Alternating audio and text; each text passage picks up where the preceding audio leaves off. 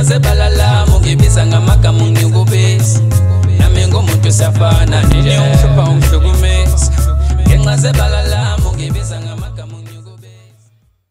Sikubingelele mbukeli weSiyaviva TV kanye ke nemvelaphi yesintu engama channel amabili ayifanela nje namawele azalo mama oyedwa. Ngalesi sikhathi ngincelisa wona uqobo khona ngowesilisa noma ngiyindoda. Sibingelela kakhulu ke kubo bonke nje abantu abathanda lama channel. Sithi ke ngokuthando lakho nangenhloso enhle ngathi ngoba thina sinawo mabona kude noma sinayi TV, le TV ngeyakho. Qikelela ke ukuthi nawe uyasupporta uyaxhasa ngokuthi uyekulela gama elibovana uliguqula libe grey elibhala ukuthi subscribe. Ungagcinike lapho, hamba futhi ufike uthinta ibell so that izokunotifya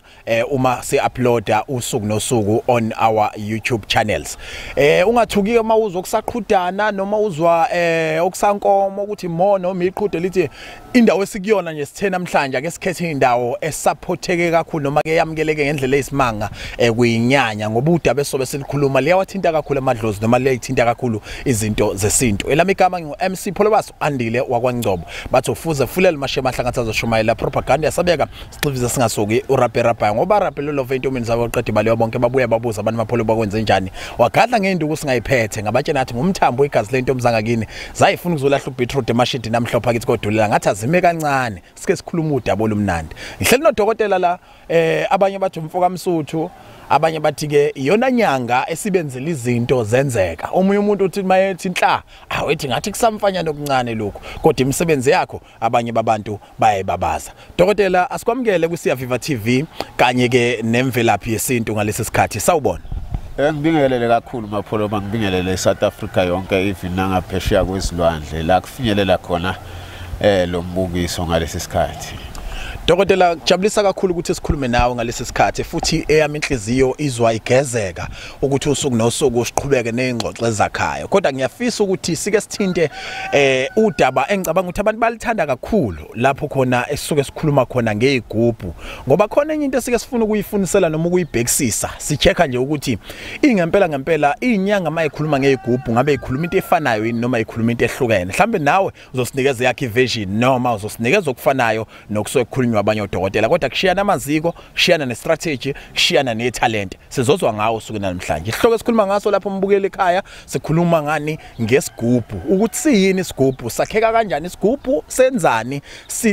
sindlelani noma sifanele ukwenzani empilweni yomuntu noma empilweni yabantu noma nje edlozini uqobo. Dokotela asikwazi ukuyikha phezulu sesingena nje singena esigubhini kodwa sicela usikhumbuze ukuthi masikhuluma ngodokotela uMsuthu sikhuluma ngobani odabuka kuphi. uDr Msuthu lona abaningi lokabazi ukuthi uDr Msuthu inyanga yabezizwe ngidabuka entabeni ezikude le eManyiseni phakathi kweMozambique neSwaziland bathi semnceleni lapho abaningi mabesho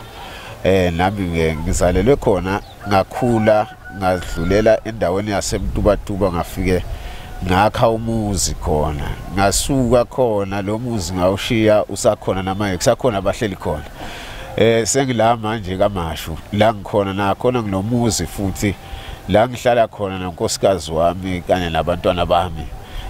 isikhathi esiningi nje ngesichitha khona. Okay, udokotela uzoke sitshenena nokuthi ke uma ukuthi uyalapha ulaphela kuphi? Ngilaphela ekhaya baba angilapheli emgaqweni ngoba ayikho into enhlanhla noma into ongathi ukwelashwa ongayithola emgaqweni ngoba ukuhlala emgaqweni uzolashwa umuntu la emgaqweni wedlula kuthi ngakusasa lapho ungasizakalanga ebese uthi ugijima uyombheka emgaqweni akasekho ngoba uma hamba nendlwana njengalezi imoto zasemaklinikhi efike zizosiza abantu ebese idlulela phambili. So uma ngabe ngulaphela ekhaya mina ngiyengidinga ukuthi umuntu afike yena mathupha noma ngabe kuthiwa kuphi phesha kwezilwandle ukuphi seAngola use-Eastern Cape ukephi ufike ekhaya ngoba uma ufika la ekhaya ila siyokwazi ukuthi sikwelaphe khona noma sikwephenebhithe kahle ngoba nawe usuke uxakekile ngeyinkinga zakho ngingabi sengithatha ukuxakeka kwakho ngithi ngoba use-Cape Town faka imali ngizokwelapha akwenzeki kanjalo kufanele ufike ekhaya ngoba lo msebenzi usufundisiwe kufanele amakhehla nawo athokoze ukuthi laba abantu bayangena beze ukuzothola usizo la ekhaya. Uthi udokotela ukunyathela egcikeni lakhe kukodwa amakhehla ayathokoza bese nawe uthola ukusizakala. Qikelela ukuthi ngale kokuthi uzofaka imali ebhange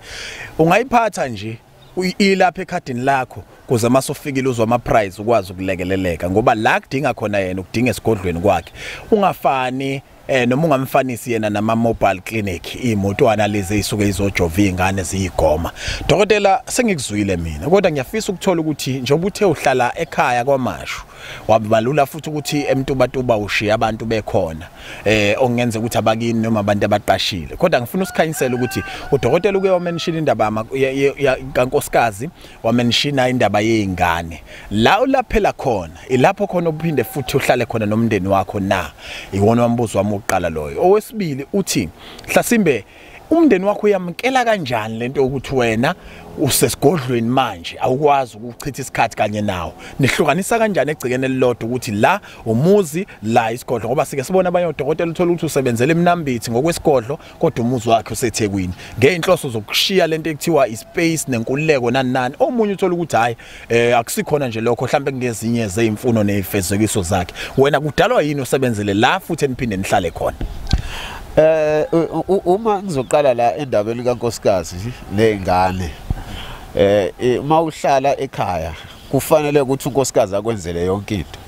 Uma usesigodlweni uthatha uNkosikazi understand umsebenzi wakho. Uthatha uNkosikazi owazi abantu ngoba uNkosikazi ongabazi abantu ufana nomuntu oyithathele nje yena lapha emgaqweni wathi ake nihlalisane ngaleso sikhathi kuhlukene phakathi kwaNkosikazi nentombi. So uNkosikazi uyena umuntu okwazi kangcono. So la endabeni yokuthi umuntu ehlukanise indawo yokusebenza nendawo yokuhlala akusiyona ikhemisi. Ikhemisi enye into. Ikhemisi ungayibeka edolobheni ufike usebenzele khona ubuye uze ekhaya ngoba ikhemisi akusiyona indawo yamadlozi. Ikhemisi kuhlala imithi yakho leyo oyidayisayo. Mina ngidayisi ngomuthi. Ngiye lapha ekhaya yonke into okufanele ukuthi ngiwelaphe yona uzokwelaphelwa yona la ekhaya. Ekhona uNkosikazi zikhona izingane ngoba kufanele umuntu abone ngalokho ukuthi uma efike nangu lo baba unazi izingane nangu uNkosikazi ukhona le ndoda ayithwele. Okay. Dokotela angifuni sigxile kakhulu ungakakubuzi futhi ukuthi iziphi izinto udokotela yena specialize kuzona athi lezi ngempela uyazishaya uyazigoba makukhulunywa ngezifo kukhulunywa ngezinto okwazi ukuzenzela umuntu izinto zakhe zibe sesimeni awusibalele nje noma ezinhlanu bese ke sidlula singena esihlokweni esikhuluma ngaso sukuna namhlanje. Khumbula lapho umbukeli ngasekhaya sikhuluma ngesigubhu sisakhuluma ngesigubhu siyakucela ukuthi mhlawumbe usanda kusjoyina usubscribe njengamanje. Lapha ezintweni engizilaphayo ziningi kakhulu. Abantu bafika abantu bathi mina banamalumbo bayafika abantu banenkinga zemsamo yabo bayafika abantu athi mina no bali nenkinga ukuthi ekamereni uNkosikazi angisamthokozisi afika umuntu athi mina no mina ngokwesibongo sami angiqondi kodwa manje ngidinga ukuthi ke ngithole ukuhlahlelwa ukuthi kwenzakalani kahle kahle ngempilo yami. Singagcini lapho ngokuthi sikuhlahlele.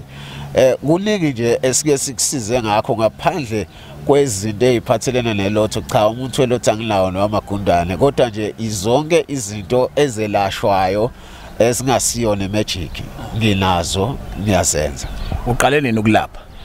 Ukulapha kwami kuqale ngo1998 la ngiqale khona kwelapha ukungena kwami njengabantu abadala ngegula nje kakhulu benginenkinga zokuphatha. Udokotela wangenwa akangenanga. Ya ngangenwa kuhlukene ukungena nokungenwa. So ngangenwa mina abanikazi balomsebenzi ukuthatha kwami ngahamba ngayophothula ngoba inyanga ayithwasa ifaka amabovu inyanga iyaphothulwa ukuze kube sekuthenene idlozi layo likhulume nayo ekusuku atshelwe ukuthi akahlanganise inlane ukuze kuphile umuntu ngakusasa kuzofika umuntu onenkinga kanje kufanele umsize ngani. Dokotela tshena mina umuntu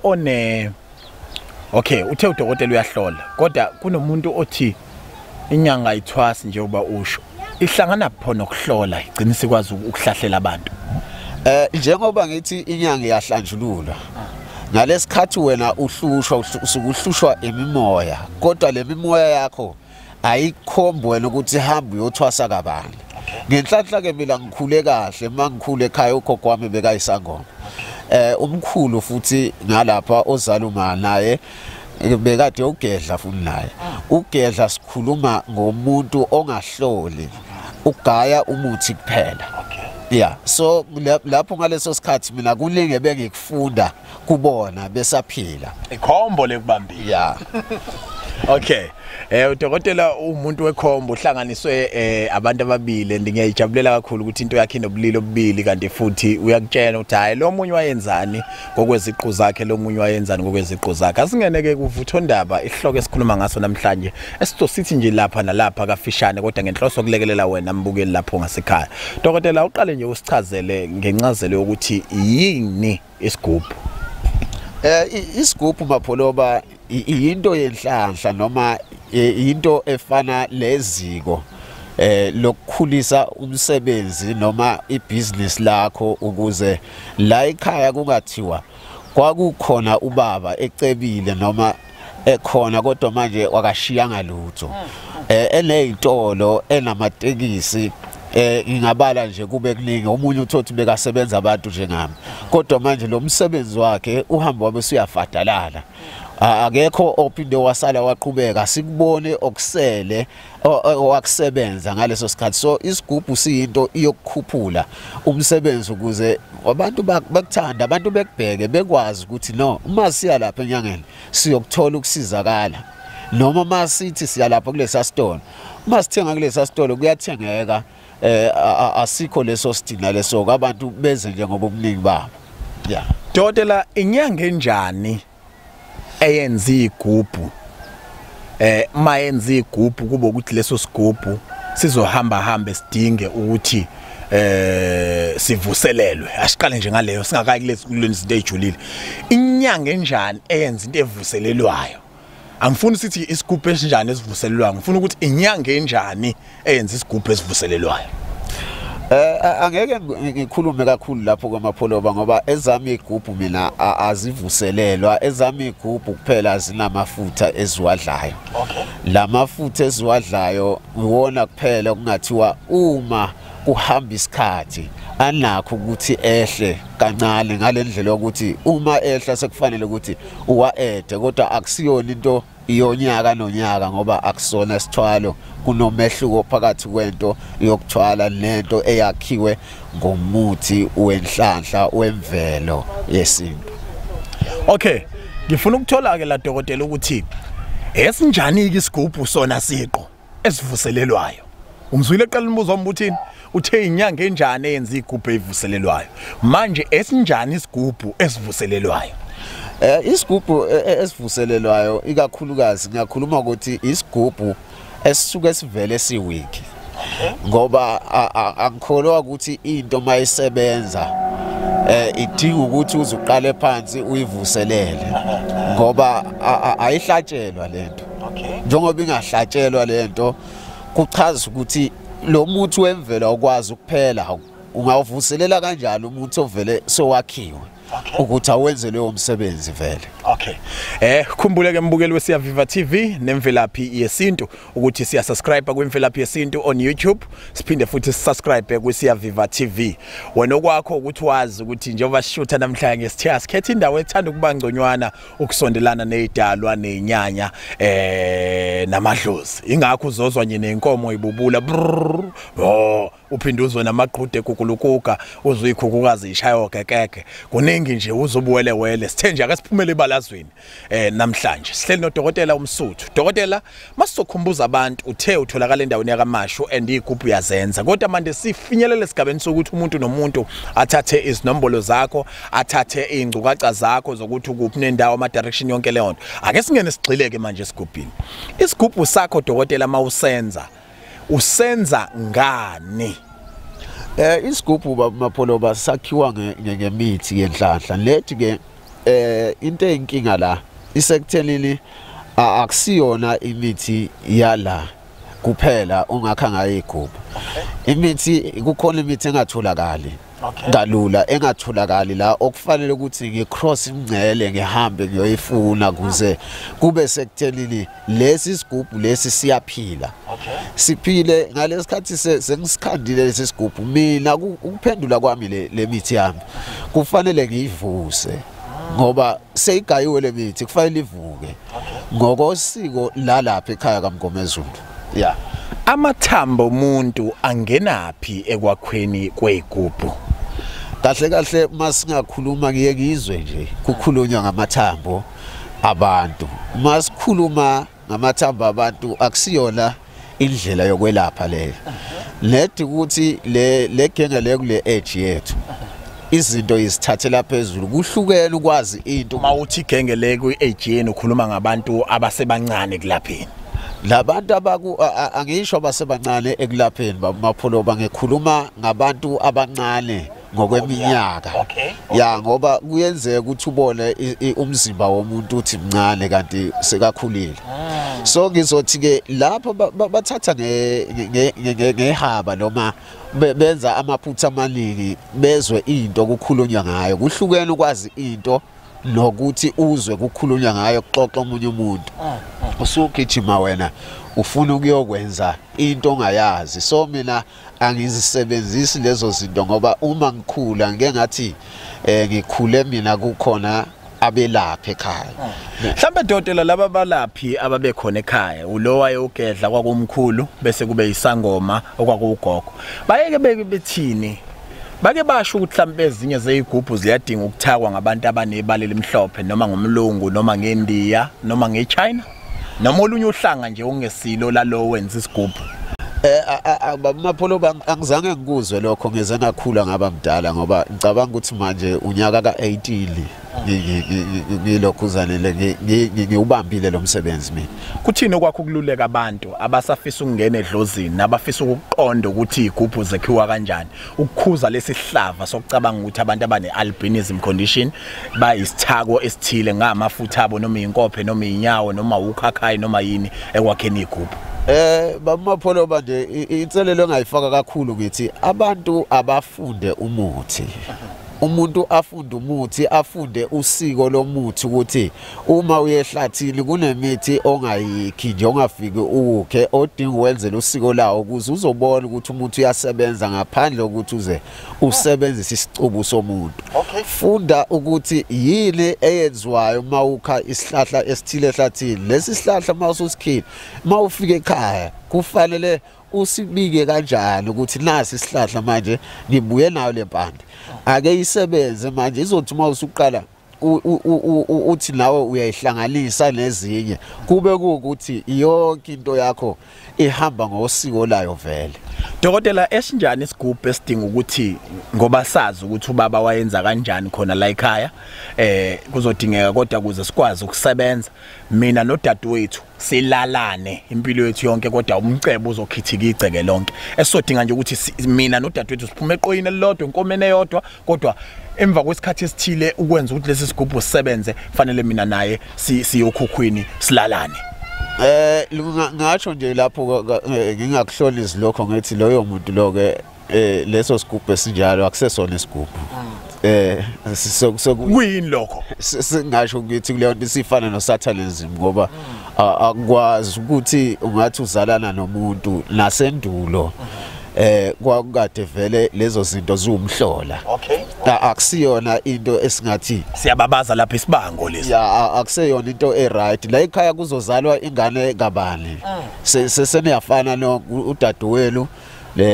nawe senilengane zibiza ukuthi ezakwabani lezo ingane ikuphi konalo leyo ngane ayinasisekelo kahle loyo muntu uzokwenza ukuthi ingane zigqilazeke ahambe emhlabeni ayishiya ingane zigqilazekile kanti indaba iyoniwe ukuhamba uzwa into ongayazi ukuthi la kunesigubhu esikwazi ukuthi ulale nomuntu wena usamukele uyimukela kanjani into efana naleyo isidoda somuntu wesilisa sifunana egubhini cha Mapholo angazi kwaba kwenzayo mina lokho nje akusiyona into engathi okwesigodlo sakaMsuthu awunako ukuphawula lapha kwaMgomezulu akwenziwa lokho akwenziwa lokho angeke ngize ngiphawule ngezinto ezifana nalezo ngoba thina indlela esisebenza ngayo sisebenza ngokuthi kuphela sikhulumisa impande kuphela asikhulumisa ezinye izinto ezibheke eceleni ya ezinjani isigubhu la dokotela esidinga ukuthi sididiyelwe inyanga mhlambe ezinhlanu noma ezimbili noma ezintathu uMngomezulu uhlatshwayo usibiya usibeko ndawonye manje ukuthi siyachuma into edala lokho baba Mapholoba kulezi zinto thola ukuthi omunye uyakwazi ukuthi aye eMalawi abuye nenye impande kodwa manje kunzima ukuthi anginikeze yona ngoba incane nayo uyashoda ngempande mina engilayo ngabuya nayo eTanzania so nomunye nayo uyafika ukuthi mina ngibuye eMashishi noma eMambona ngibuye nempande kanje egcina manje sebethi ake sihlangane sakhe lento esifuna kuyakha ebese siyayihlukanisa lento dokotela unazo igubhu ozenzela abantu yebo noma cha ngilezigubhu ezilingakhulu engizakhela abantu zihlezi ziready zikhona ezakho ezi over 40 zami ezakho zisebenza umsebenzi muni ngale koyinikeza abantu ezami igubhu kahle mangakha isigubhu mina noma isigubhu enginaso egcekeni sami isigubhu asigcili ngokudonsa umsebenzi noma inhlanhla esami isigubhu sisebenza ukuthi siyavika la ekhaya ngisho noma ngabe la kwami nje kulowa muzi omkhulu angibetheli mina angifaki ikhonkwane egcekeni ngoba lezi igubhu ezila ekhaya ziyakwazi ukuthi zikuvikele even lencebo yami iphinde ziyivikele ngoba akusiza ukuthi ube nemali kodwa manje le mali leyonayo kuvuka izithe eceleni isitho masifika sikuthola uweek wena unento yokudonsa inhlanhla uweek wena asikwazi manje ukukuvikela manje sami isigubhu sifike sikwazi ukuthi sikudonsele inhlanhla bese siphinde sikwazi ukukhahlela izitha dokotela mina ngikuzwile uthe wena siqo unonkosikazi unezingane okungenzeka ukuthi udokotela kunezinye zezinto nje angathi mayetshena umuntu obasebona uthi owami kudokotela lo ngoba abanye abantu bake befisa ukugaranta ngomuntu ukuthi hayi ngiya lapha nje ngoba yena unani mhlawumbe simba udokotela unali ihasha ahamba ngalo nanokuthi ke umuzi ohlala kuona uyawurenta noma wakho ukusikhanyisela nje ezinye zezinto nazo ngenxa ukuthatha lo msebenzi baba Mapholoba imoto zikhona lapha ekhaya noma zingelingi nje ezimbili ngoba into esinayo futhi nemizi ewu2 akusiyona umuzi okuthiwa ngiqashile kusengenzeka ufike kusasa ngikho njoba ngisho ukuthi kunomuzi osemtubatuba uona yimi kunomuzi ola futhi kaMashu uona yimi kunonkosikazi khona akunankosikazi le ekhaya kulo semtuba kuhlala izingane zakithi ngathi azugade lo muzi wabo babamkhulu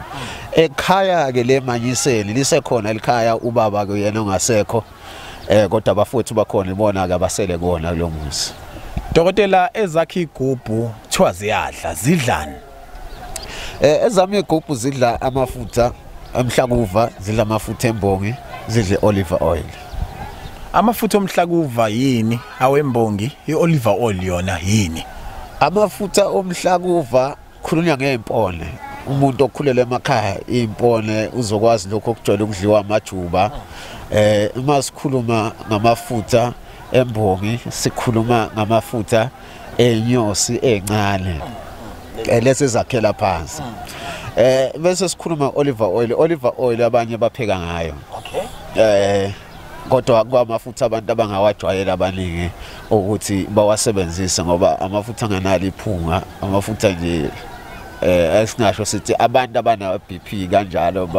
bona bakwazi kwasebenzisa ngoba awa affect umuntu ya ezakhe igubhu dokotela ihlatshelwa makunjani ema ukuthi ziyahlatshelwa ihlatshelwa inkukhu noma imbuzi noma inkomo noma zihamba zizifike siqweni impela somuntu ophefumulayo angilisebenzisa igazi lapha ekhaya ngoba ngisho ngithi nje ngilengane lapha ekhaya ngilisebenzisa igazi ngoba uma sesithinta igazi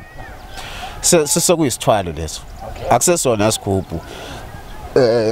lezi igubhu zami mina phela uma ngikunikeza sona ngiyakuphahlela sona ukuze ngiqale ngikuhlole kuqala before ngikunikeze isigubhu ngisho ungafika ngakho kudinga ukuthi ube no 2 days ukimi ngifike ngikuhlole mana ke dokotela uthi umuntu kudingakala abe no 2 days ekuwena uqonda ukuthini ufike ehlale ekhaya elale noma akabhukhe somewhere lokho evuka ekseni eza kuwena ngenkathini sasakha lesi sigubhu isigubhu suke si ready kodwa uma efika ngosuku lokuqala kufanele ahlolwe mayiqeda kuhlolwa lo muntu ebese sithola ukuthi yini engaba inkinga kuyena mhlawumbe kufanele kube khona idlozi lakhe ligezwayo ligezwe leli dlozi libe clean emvelo kwalokho yena ke manje siqu sakhe sesikwazi ukuthi sixhumanise lesi sigubhu naye phambi kokuba hambe ufike ekhaya afika lale uma futhi ngibona ukuthi umuntu la ngoba kunabantu abasezingile liphezulu othola ukuthi akufanele abantu balokho bembona kakhulu ngikhona indawo ngiyambhukhela indawo yokulala ngihambe ngiyompick up futhi ngithi abafana bampick up ekseni ngemoto bambuyise ekhaya ziqala kumalini igubhu zakho baba usithathe usibeke ngokwama prizes usihlukanisele futhi ukuthi sithathe isikhathi singakanani lesi sikanje kanjalo kanjalo isigubhu sami sokuqala baba su 10,000 esesibili su 18,000 bese kuba esika 26,000 esika 38,000 okwamanje ngimi lapho indaba ugcina ku 30,000 indlela yokuthi ngithi mina ngicina ku 38,000 ngoba abantu akufanele umuntu mayize kuwena ehluphekile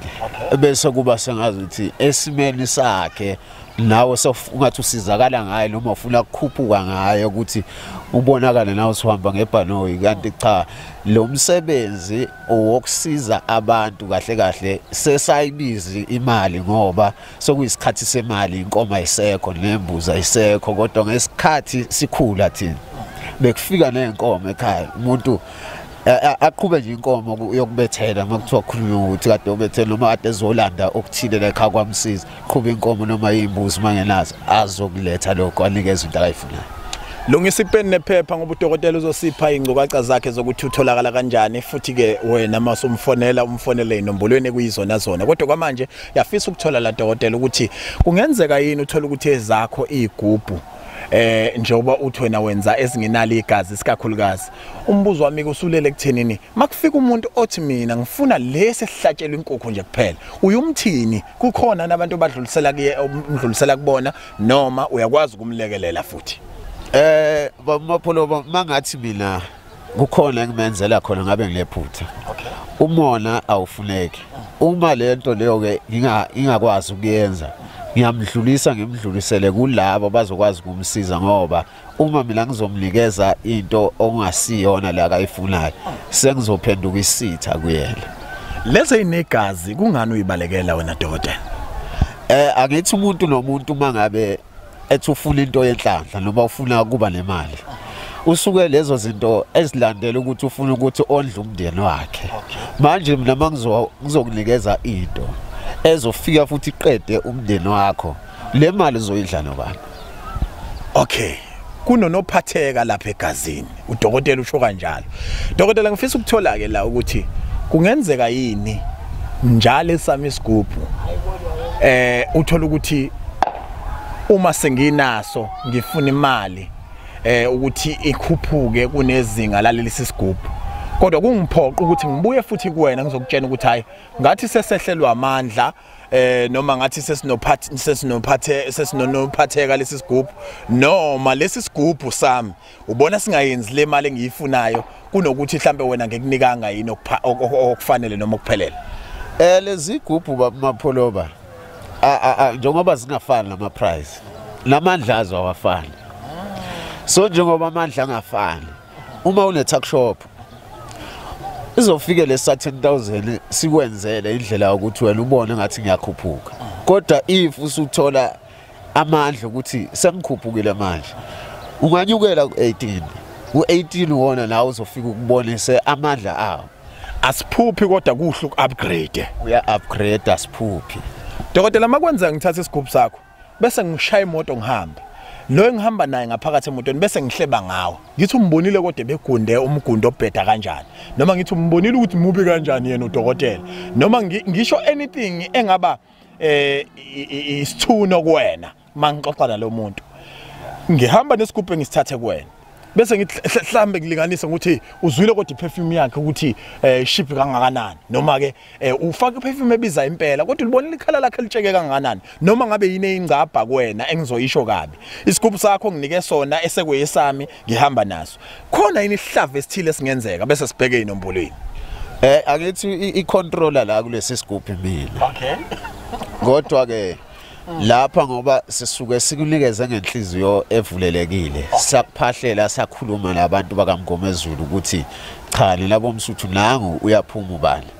bekazolanda isigubhu sa ondla umndeni wakhe so lapho akusuke kungasiyona into engabuya manje ikudalela inkinga ngaphandle wena mase ulwisana nami usubona ukuthi mina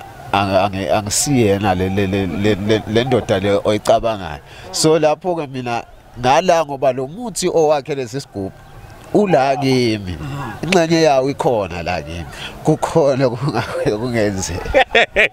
right watela ngiyakuzwa lingasabi nganza kwethu kuyigxeka inyanga nje uthi inyanga ibiqoka ibhluku elidabukile kade ngifika kuyona hayi inyanga ibiqoka into eyibiza impela kodwa hey shi step sakhe asichaze uyabona kukuwena ukuthi uthini kodwa ubhasobhe icontrol ilele lapha ya kwicampus yona inyanga dokotela siphe inombolo zakho njengamanje sitholisisa ukuthi singakuthonta sikuthinte sikudonse kuphi ungangithola la ku 0766 419167 uthi ukuphakamisa nje iphimbo uyiphinde dokotela u 0766 419167 siphinde futhi sitholakale ku 078 3271134 Sibonga kakhulu ukuhlala nodokotela uMngomezulu la kwiSiyaviva TV nemvelaphi yesintu mina nawe ayibonane kwivideo elandelayo abantu abafuna igubhu abahambe beyoyithatha kudokotela uthi uyazenza uthi futhi ke esakhe isigubhu ngempela sifike siyenza into icace kubonakala ukuthi ubani dokotela Hlasimbe umehluko ngubona nini ngalesi sigubhu sakho oqala before ngikudedela mangisithatha nje manje khithika imali wephansi noma kune term noma kunesikhathi ekufanele ngisilinde mina ngithi nje akufanele kuphela u2 weeks singaveli kuwena kahle kahle isigubhu suke sesifana nokuthi njoba sihlanganiswe nedlozi lakho siyakwazi ukuvela sona ebusuku kuwena kuvele leyo le sign yokuthi nakho kubona imali ifika kimina kodwa ngokwephupho ingakafiki esandleni sakho lapho sokuwama sign lapho ukuthi no izinto manje seziyaqala ziyenzeka uthe dokotela uma nje ngiyidayisela esikoleni amaships ezingane ungangenzela isigubhu kodwa mawukuthi ngihlalele ekhaya ngilindele imali ezokwehla njengemvula no hayi ngeke ayikho imali evela iqhamuke nje ayikho imali eqhamuka kungekho okwenzayo umuntu uyangihlushwa abantu abaningi umuntu ethi baba unaso nesikhwama semali baba unawo yini umuthi welotho baba unawo namagundane emali igundwane lemali iloyo osuke ethi letha lo 600 bese uzokunikeza amagundwane emali lona ke igundane lelo ayikho lamaqola agcolizwe lawo ayikho into efana naleyo ke baba yeah okay dokotela sesiphetha isigubhu sesikhona ekhaya impepho ngayisebenzisa noma cha impepho uyayisebenzisa ngoba lesi sigubhu siyaziwa la ekhaya nabalele bayasazi la singahlala lapha yana ku room divide ngapha ngoba sisebenzisa indle eyodwa ngiphezulu komuntu ngiyamnika nje sakha siculela ngomavu siqimba ukuthi ake silale sibabili sivuke sibathathu phangi kwasi isigubhu akwenzeki lokho isigubhu asudinga umsindo okwesibili isigubhu umuntu wesifazane mayisendaweni zakhe akadingeke esigujini so mangabe usekhaya kufanele isigubhu sihlale endaweni eright engenawo umsindo obuwele wena yaxabana la nasi lesigubhu la liyalwa la nasi lesigubhu uvuka phezulu kwankosikazi nasi lesigubhu kodwa kusho ukuthi ngeke akwazi ukusebenzisa obevuka phezulu kwankosikazi funeka aqale hamba yobhava hlambuluke before asondele kusona ihlambuluka ngani ngahlambuluka nje ngamanzi ya manzi nje awodwa ngoba phela siyazi ukuthi uganiwe wena okay mangishonwa njalo la ekhaya la ngilande khona isigubhu enyangeni ngisengasithatha sakhona sesiphetha nje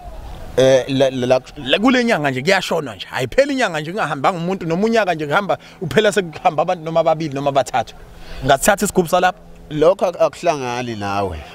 lokho kakuhlangana nawo ukuthi la ekhaya kuyashona uma nje lento le oyifunayo wena ozoyithatha kuyiyona izokusebenzela kusuke kuphelile lapho.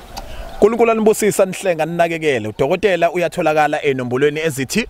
0776419167 0783271134. Usebenzela endaweni yase Kamashu ka N section ngase Princess Makoko Stadium. Ebedabuka endaweni yase Manyiseni. imizi yakhe emibili, imoto imbili, hayi ngoba ngingathengeke ezinye. Ugcinile kanti unkosikazi yena uyedwa. Akakamtholi lokuthiwa wedlozi. Bye bye.